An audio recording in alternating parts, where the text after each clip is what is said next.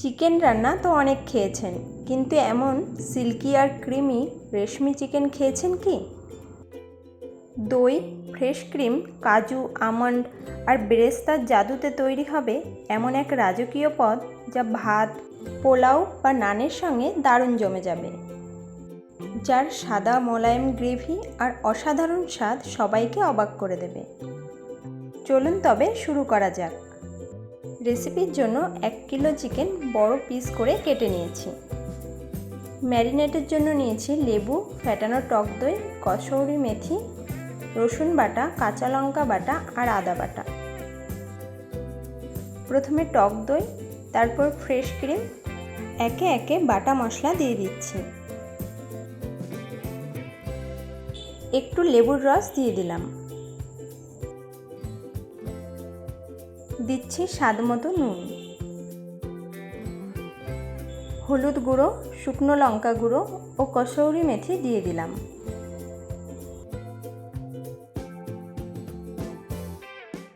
এইবার সব কিছু দিয়ে চিকেন ভালো মতো মেখে নেব।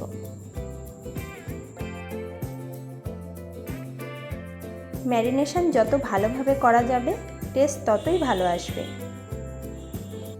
এরপর 30 মিনিটের জন্য ঢেকে রাখছি।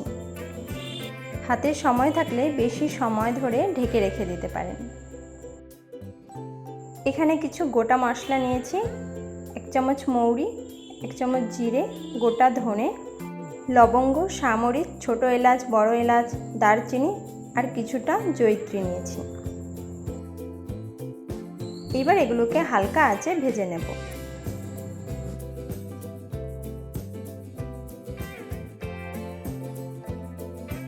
ভাজা হয়ে গেলে ঠান্ডা হওয়ার জন্য কিছুক্ষণ রেখে দেব।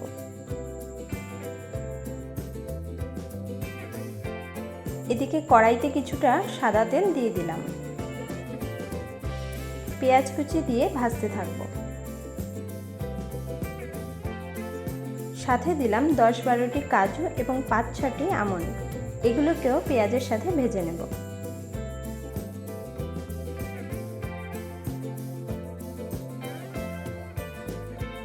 পেঁয়াজ হালকা ব্রাউন হলে তেল থেকে ছেঁকে তুলে নিচ্ছি।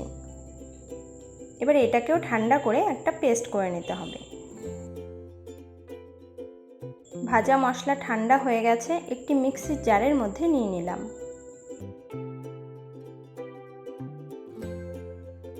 একটু খসখসে করে গুঁড়ো করে নিয়েছি। একটি বোলের মধ্যে নামিয়ে রাখছি।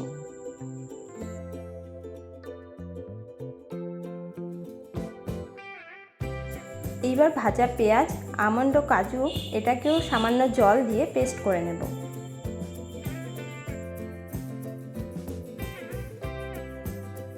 কড়াইতে পেঁয়াজ ভাজার পরে যে তেলটা ছিল তার মধ্যে ফোড়নে দিচ্ছি গোটা গরম মশলা।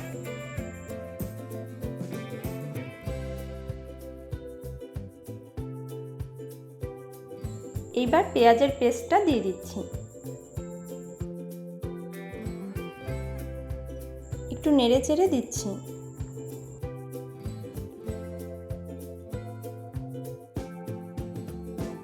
মিডিয়াম আঁচে রেখে মশলাটাকে কষিয়ে নেব। স্বাদের ব্যালেন্সের জন্য একটু চিনি দিলাম, আপনারা চাইলে স্কিপ করতে পারেন। এখন পেঁয়াজ থেকে তেল ছাড়তে শুরু করেছে। দেখুন চিকেন সুন্দরভাবে ম্যারিনেশন হয়ে গেছে।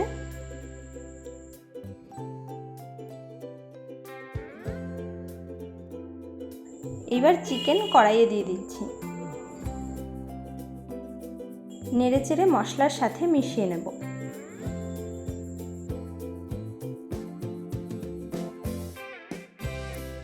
হাই ফ্লেমে রেখে বেশ কিছুক্ষণ নাড়াচাড়া করে রান্না করে নিতে হবে।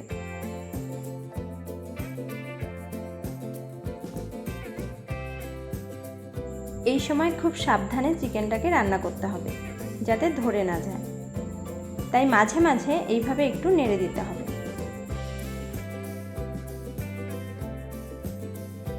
দেখুন এবার তেল ছাড়তে শুরু করেছে।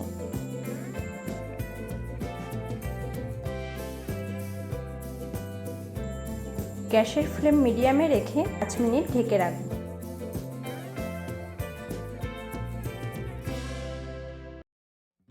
ফিরে এসে ঢাকনা খুলে নিলাম।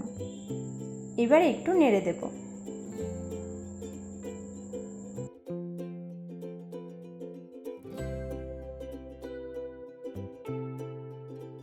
ক্রমাগত নাড়াচাড়া করে 3 থেকে 4 মিনিটের জন্য ঢেকে রাখব।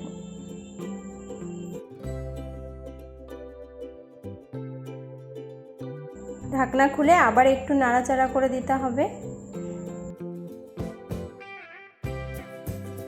বাইরে থেকে কোনো জল দিইনি। দেখুন চিকেন থেকে কতটা জল বের হয়েছে। যেই বাটিতে চিকেন ম্যারিনেট করে রেখেছিলাম সেই বাটি ধুয়ে সামান্য জল দিয়ে দিলাম। আপনারা গ্রেভি রাখতে চাইলে আরও কিছুটা জল দিয়ে দিতে পারেন। গ্যাসের ফ্লেম হাই রেখে ক্রমাগত নাড়াচাড়া করে যেতে হবে।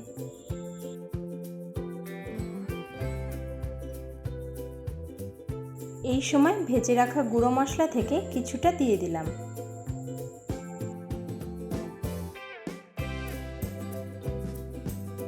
নেড়ে চেড়ে মিশিয়ে নেব। বাকি মশলাটুকু পরে ব্যবহার করব।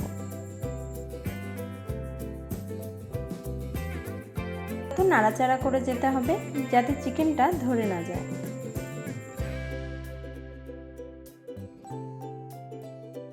আবারও 3 থেকে 4 মিনিটের জন্য ঢেকে রাখব।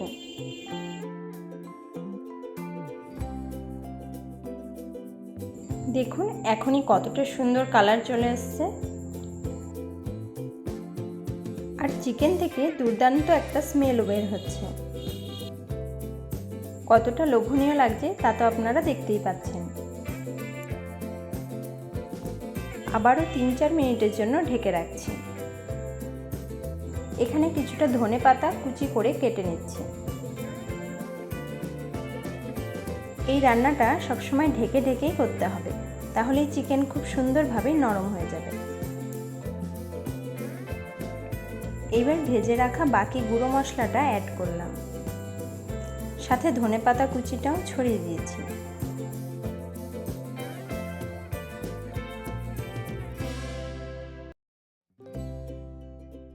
সবকিছু ভালোভাবে মিশিয়ে নিতে হবে।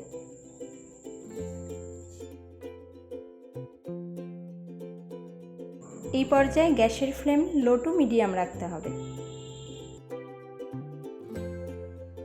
যেমন দুর্দান্ত লোভনীয় লাগছে তেমনি সুগন্ধে সারা ঘর মম করছে। এবার গ্যাস অফ করে নামিয়ে নিলেই আমাদের আজকের রেসিপি একদম তৈরি। একটি ডিশের মধ্যে নামিয়ে নিচ্ছি। এই ছিল আজকের দারুণ রেশমি চিকেন। দেখতে যেমন ক্রিমি আর মোলায়েম, খেতেও তেমনি দুর্দান্ত টেস্টি। একবার এভাবে বানিয়ে দেখবেন, এর স্বাদ ভুলতে পারবেন না। বন্ধুরা এইরকম জিভে জল আনা রেসিপির ভিডিও পেতে আমার চ্যানেলটি সাবস্ক্রাইব করে পাশে থাকুন। আর যদি ফেসবুকের বন্ধু হয়ে থাকেন তাহলে প্লিজ ফলো করে পাশে থাকবেন। ভিডিওটি যদি ভালো লাগে তাহলে লাইক, শেয়ার এবং কমেন্ট করতে ভুলবেন না। দেখা হবে নতুন কোনো লোভনীয় রেসিপির ভিডিওতে।